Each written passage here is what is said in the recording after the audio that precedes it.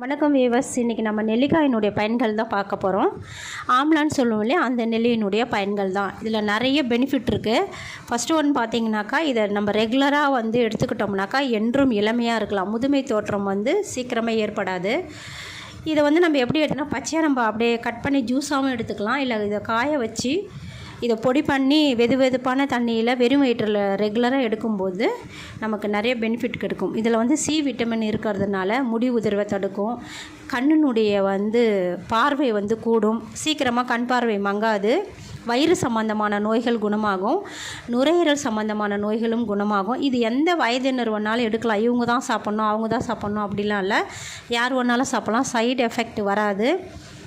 இன்னொன்று பார்த்தீங்கன்னாக்கா, வாதம், பித்தம், கபம் இந்த மூணுமே உடம்புல சரிசமமாக இருந்தால் எந்த நோயும் வராது. அதனால் இது தெய்வ மருந்துன்னே சொல்லலாம்.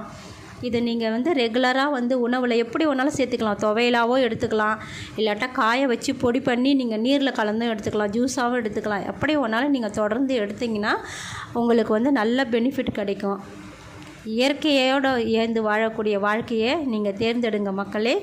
சிறப்பான வாழ்க்கை அமையும். இந்த வீடியோ பிடிச்சிருந்ததுன்னா லைக் பண்ணுங்கள், ஷேர் பண்ணுங்கள். சப்ஸ்கிரைப் பண்ணாதவங்க சப்ஸ்கிரைப் பண்ணுங்கள். Thank you viewers.